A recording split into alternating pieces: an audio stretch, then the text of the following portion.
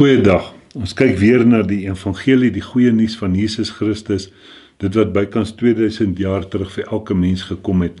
En dit is so belangrik, mense, dat dit is die goeie nuus, dis die blye boodskap. God sê hy wil nie dat een mens verlore moet gaan nie, maar dat alle mense gered word. Dan gaan hy verder, hy sê, en tot 'n kennis van die waarheid kom.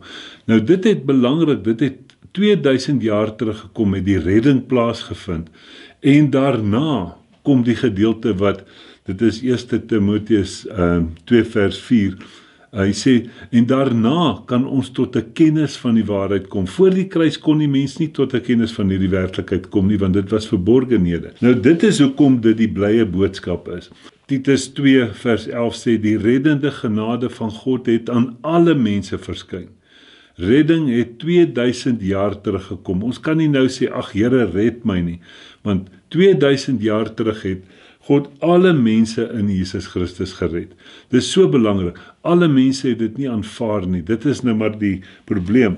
Maar ek bring vir julle nou die blye boodskap. So dit is presies wat die woord sê, die blye boodskap is die boodskap moet jou bly maak. Die boodskap moet 'n opgewondenheid, 'n werklikheid in jou bring. Paulus skryf in Filippense 'n paar plekke, onder andere, dan sê hy, verbly julle, ek herhaal, verbly julle. Nou, hoe gaan jy jou nie kan verbly as dit nie 'n reddende boodskap is nie, 'n boodskap dat jy reeds gered is nie, nie dat jy jouself moet verbeter nie. Kom ons kyk bietjie na daardie boodskap, die goeie nuus wat vir ons gekom het.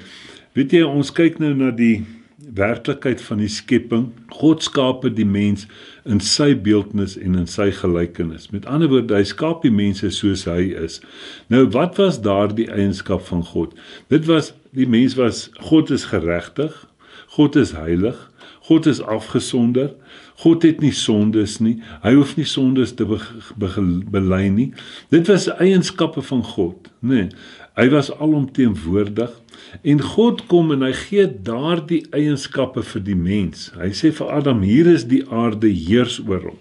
En Adam sê, ons noem hierdie 'n leeu, dan sê God, ja, dis 'n leeu, want hy die kennis, hy die werklikheid, die wysheid van God gehad, hy daarin geopereer. En toe gaan hy en hy maak 'n fout. Met ander woorde, ons praat van die sondeval. En God sê in Genesis 3 vers 15, kom hy en hy praat van die man, die vrou en die duiwel daar voor hom, en hy sê vir die vrou, jou saad gaan sy kop vermorsel. Nadat God die mens gaan soek het, die mens het weggekruip, maar God het hulle gaan soek. God sê, vrou, jou saad gaan sy kop vermorsel, nie jy nie. Adam staan daar, die hele werklikheid in die Ou Testament het gegaan oor die man. God praat nie met die man nie, want dis nie die man se saad nie, dit is die werklikheid, die saad van God wat hy deur die vrou gaan aarde toestuur. Dis die werklikheid, hy sê, en hy sal die vyand se kop kom vermorsel. So mense, ons probeer baie hierdie dinge doen, en dit is waaroor die hele Ou Testament gegaan het, is die doen. God het die mens in sy beeldnis en gelykenis geskape, die is-mens, maar die mens word toe in die Ou Testament, na die sondeval, word hy 'n doen-mens. Want God het gesê, as jy van hierdie boom eet, gaan jy sekerlik sterf. Hy word vlees. Met ander woorde, nou moes hy dinge opgewerk het. En God beloof deur die hele Ou Testament, ek gaan my seun stuur, hy gaan die werklikheid doen. Ek gaan my seun stuur, hy gaan julle sondes van julle verwyder. Ek gaan my seun stuur, hy gaan julle sondes in die diepte van die see werp. En Jeremia praat daarvan, as dit so in hoofletters gesit, dan sê hy, en dit sal die naam daarvan hom wees, die Here ons geregtigheid. Met ander woorde, dis nie 'n geregtigheid, wat in die Ou Testament moes die mens sy geregtigheid opwerk, maar God sê, daar kom 'n dag, en dis wanneer die saad gaan kom, en dis Jesus Christus.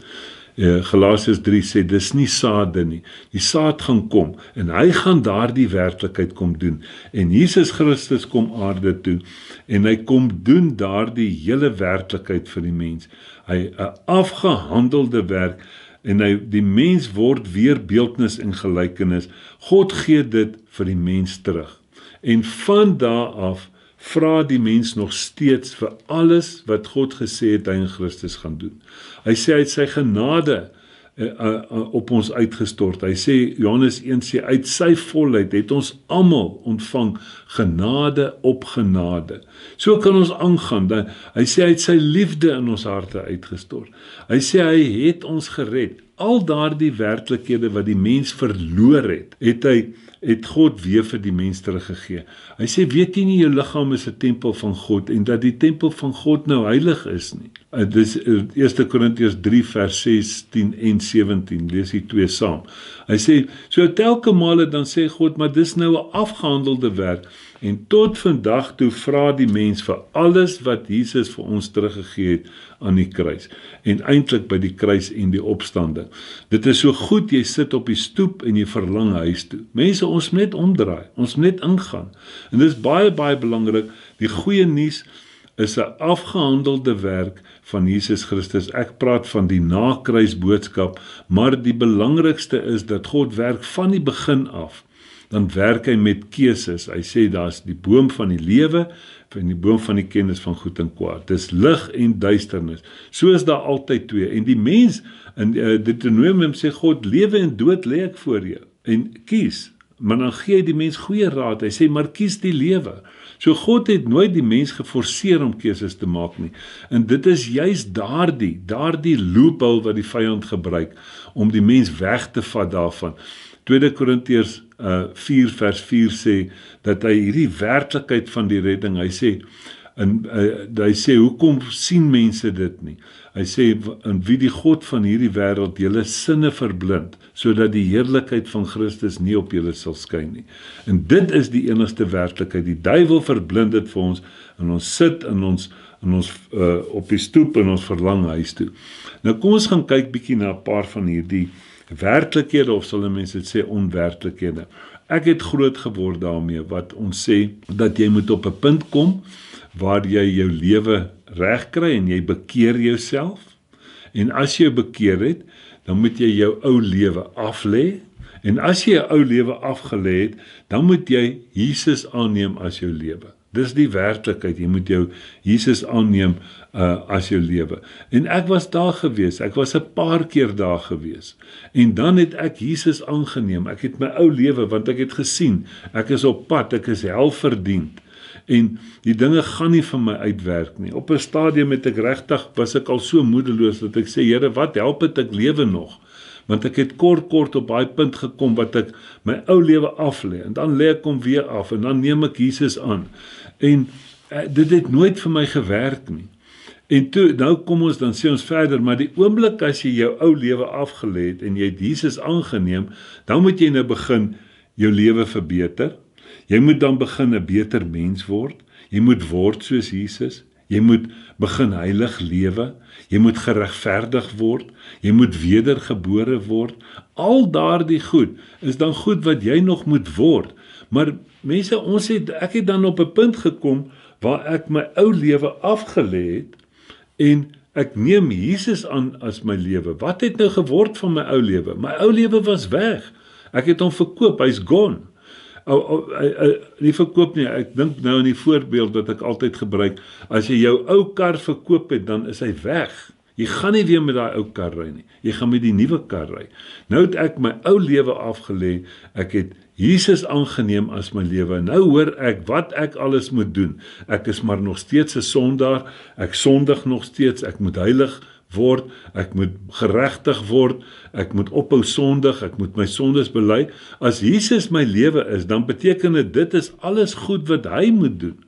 Ek het altyd hierdie werklikheid, en dit is vir my een van die mooi voorbeeldjies wat ek gebruik. Ek het sulke sleetlauertjies wat ek uitgee vir mense, daar staan, God is lief vir jou, God loves you. En dan verduidelik ek dit vir die mense so, dat God het in Christus, elke mens in Christus gesit. Sê nou maar Piet, Koos, Witsani, you name it, almal het God in Christus gesit. En Christus het gesterf vir alle mense. Na 3 dae staan hy op, en hy gee vir elke mens weer 'n nuwe lewe. Christus sou mos nie sterf, jy was ingesluit in Christus, want Galasiërs 2 vers 20 sê, ek is saam met Christus gekruisig. Ek leef nie meer nie, die ou mens leef nou nie meer nie, want hy het gesterf, hy's gone. En hy sê, die lewe wat ek nou leef, is die lewe van Christus. Hy sê jy geloof in die Seun van God. Met ander woorde, nou is my werklikheid om te kom, om die evangelie te hoor, en as ek die evangelie hoor, dan begin ek nou kyk en ek sien, maar daar het God vir my in Christus 'n splinter nuwe lewe gegee. My werklikheid is om daai lewe te aanvaar.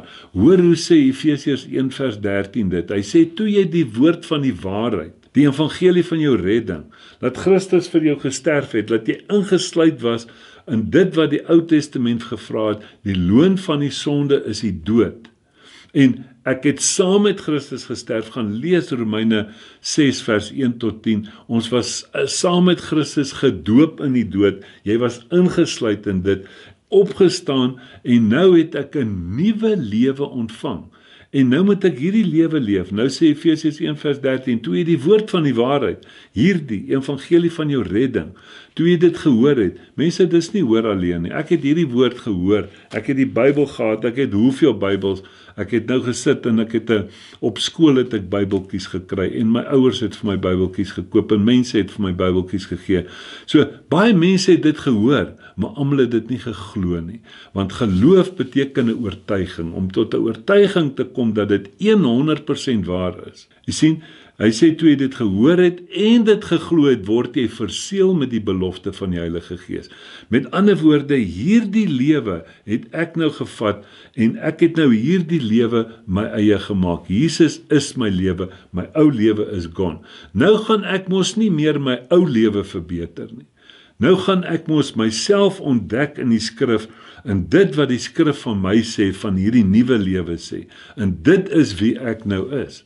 Nou as ek nou kom en sê ek moet heilig word, maar ek het die lewe van Christus, dan sê ek hy moet heilig word. Jy sien, as ek sê ek is maar net 'n sondaar, terwyl die skrif sê Jesus het vir ons kom sterf toe ons sondaars was. Hy sê Matteus 1 vers 21 sê dat hy kom om die volk van hulle sondes te verlos.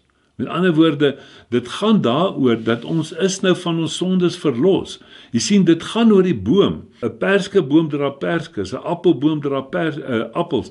'n Sondaar dra sondes. Solank as wat jy sê jy's 'n sondaar, dan gaan jy nog sondig. Want 'n sondaar, 'n appelboom moet appels dra en 'n sondaar moet sondig om 'n sondaar te kan bly. Jy sien, ek begin nou hierdie lewe myne maak. Met ander woorde, ons moet ons gelowiges word. Dit is wat die werklikheid is. En Hebreërs 11 vers 6 sê, sonder geloof onmoontlik om God te behaag. Onmoontlik om God te behaag. Nou, dit is die werklikheid. Nou kom ons dan sê ons, vra Jesus, vra hy vergifnis vir sondes? Nee, moet ek dan vergifnis vra vir sondes? Mense, ons moet na hierdie werklikhede gaan kyk, want voor die kruis het alles gegaan oor sondes, want dit was die sondeval wat in Genesis plaasgevind het. Hoor mooi, die sondeval in Genesis 1 of Genesis 3, en God het gesê, hy gaan dit kom herstel, hy kom herstel dit. Hy het ons kom verlos van ons sondes. Nou kom ons, dan kan ek mos nou nie weer sê, ag Here, verlos van my sondes nie. En ek kan nie sê, ag Here, kom red my weer nie. Dis baie, baie belangrik. Ek wil na hierdie volgende gedeeltetjies gaan kyk. Ek wil dalk net voor ek net gedeelte in die skrif lees, wil ek vir julle hierdie gedeelte vertel. As jy, byvoorbeeld, ek was op 'n stadium, was ek 3 keer gered in die see, wat ek besig was om te verdrink. So ek verstaan hierdie ding baie mooi. Jy het nou besig om te verdrink, nou vat die stroom het my gevat, en hier kom hulle met daardie lewensredding bootjies van hulle daar aangery. Nou ek op daai stadium was 'n drenkeling, want ek was besig om te verdrink. Hulle laai my in die boot. Hulle vat my uit buitekant toe, en hulle kom daar en hulle maak my droog, en hulle pomp bietjie water uit my uit, ken daai gedeelte, die water spuit so uit. Nou lê ek op die kant, ek het droë klere aan. Nou is ek nou nog steeds 'n drenkeling, of is ek gered? Jy sien, nou kry die ouens my in die restaurant, paar ure later of daai aand, dan sê hulle, daar is die ou wat gered is, nie die drenkeling nie. Jy sien, mense, ons moet hierdie goed verstaan, dis hoekom ons taal het, en dis hoekom ons met mekaar kan praat. Ons was sondaars, as gevolg van die sondeval. Maar Christus het dit kom herstel. Hy het die sondes van die wêreld weggeneem. En hy het ons kom verlos van ons sondes. Nou is ons nie meer sondaars nie, die oomblik wat jy dit aanvaar, onthou Efesiërs 1 vers 13, dan is jy nou 'n geredde persoon. Jy het nou die lewe van Christus, jou ou lewe is weg, nou moet jy daardie lewe van Christus aanvaar. En in daardie lewe van Christus moet jy nou begin lewe. Nou, kom ons kyk na Efesiërs 2, hy sê dit vir ons baie mooi. Ons hou hierdie voorbeeldjie net in gedagte. Efesiërs 2 vers 1. En julle het hy lewend gemaak wat dood was deur die misdade. Ja, ons was dood deur die misdade en die sondes. Hy sê waarin julle tevore gewandel het, volgens die loop van hierdie wêreld, volgens die owerste van die mag van die lig, van die gees wat nou in die kinders van die ongehoorsaamheid werk, onder wie ons almal, alle mense, ook vroeër gewandel het. In die begeerlikheid van die vlees, toe ons die wil van die vlees en van die sinne gedoen het, en ons was van nature kinders van die toorn, net soos die ander. Met ander woorde, mense, niemand kan stry ons was daar nie. Daar was 'n Ou Testament, daar was 'n sondeval gewees. Maar toe kom God en hy verskyn op die toneel. Hy bring die werklikheid 2000 jaar terug en hoor hoe klink dit nou. Dis 'n waterskeiding, die kruis is 'n waterskeiding. Hy sê maar God, wat ryk is in barmhartigheid, Efesiërs 2 vers 4, wat ryk is in barmhartigheid, het ons deur sy groot liefde, waarmee hy ons lief gehad het. Hy het. Nie hy gaan nie. 'n redder is nie iemand wat nog gaan red nie. 'n redder is iemand wat reeds gered het. Nee, jy sien. So, 'n verlosser is nie iemand wat nog gaan verlos nie. 'n verlosser is iemand wat verlos het. Jy sien, hy sê deur sy groot liefde, waarmee hy ons lief gehad het, ook toe ons dood was deur die misdade, het ons lewend gemaak saam met Christus. Uit genade is julle gered, want die reddende genade van God, Titus 2 vers 11, het aan alle mense verskyn 2000 jaar terug.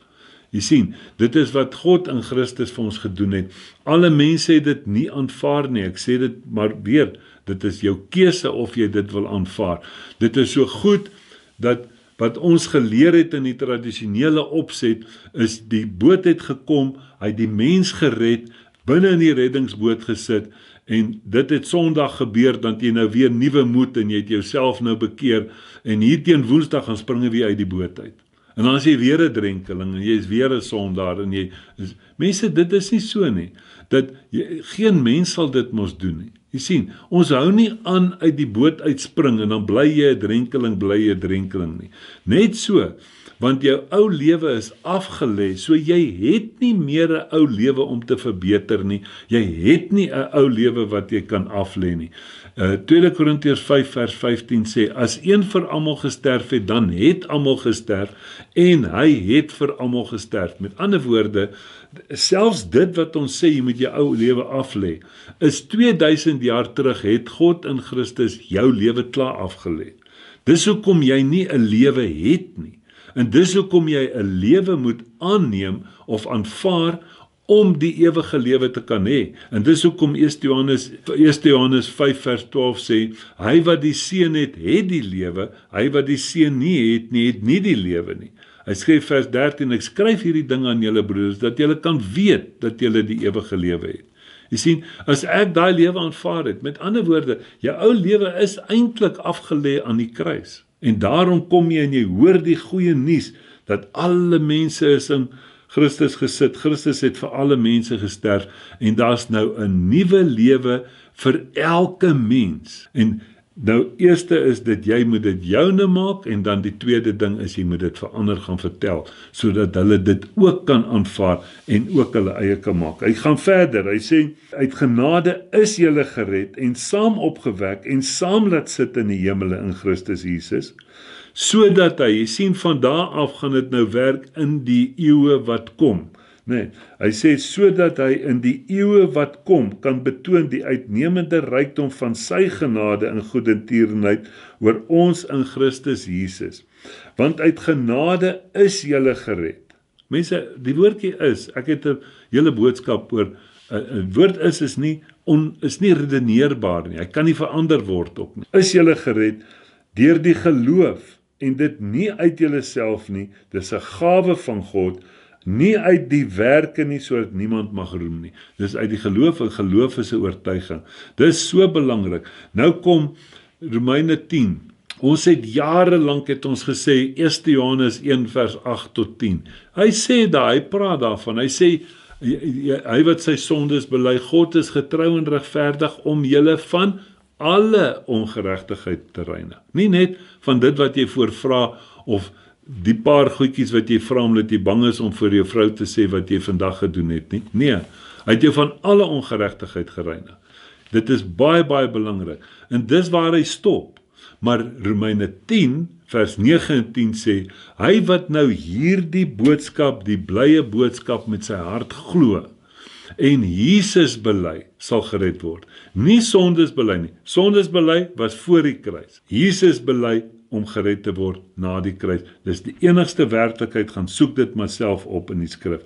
Nou gaan kyk ons mense, dit is baie, baie belangrik, dat dit kom van die Ou Testament af. Dit wat God vir ons gedoen het in Christus.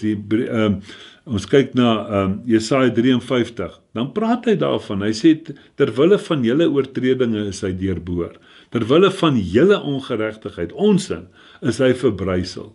Jy sien, daar het Jesus het, dis voorspel, dat hy gaan 'n 100% sukses hê, hy terwille van ons, en as hy dit gedoen het, 2 Korintiërs 5 weer, vers 17 sê, daarom as iemand in Christus is hy 'n nuwe skepsel.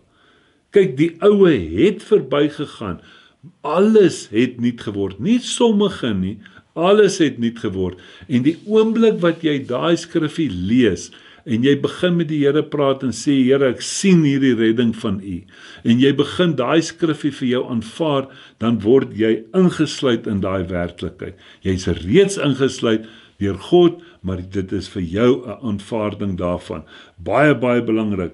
Hy sê, dan gaan hy verder. Dan kom hy eers by, hy sê, die straf wat vir ons vrede aanbring, was op hom, en deur sy wonde het daar vir ons genesing gekom. Jy sien Jesaja 53. Ons wil net die 3de een en die 4de een hê. Ons wil nie glo dat hy het gekom om ons sondes weg te neem, terwille van ons ongeregtighede is hy verbrysel nie. Luister net na Hebreërs 2. Hy sê, daarom moet ons des te meer ag gee op wat ons gehoor het, dat ons nie miskien wegdrywe nie. Jy kan nie na iets toe wegdryf nie, jy dryf van die waarheid af weg. Dis wat gebeur na die kruis. Die waarheid het gekom, die evangelie van die redding. Mense is besig om daarvan weg te dryf in 'n tradisionele godsdiens. Hy sê, want as die woord deur engele gespreek onwankelbaar was en elke oortreding en ongehoorsaamheid regverdige vergelding ontvang het, want Christus het vir elke werklikheid betaal. Daarom sê Johannes 1 vers 29, toe Jesus gedoop word, toe sê Johannes, daar is die lam van God wat die sonde van die wêreld wegneem, wat die sondes van die wêreld wegneem. Ek het klaar Matteus 1 aangehaal vir ons. Hy gaan so ver, dan sê Kolossense 2 vers 13, kom ek lees hom net hier terwille van die volledigheid daarvan. Kolossense 2 vers 13, en julle wat dood was deur die misdade, en die onbesnedenheid van julle vlees, dit is voor die kruis, het hy saam met hom lewend gemaak,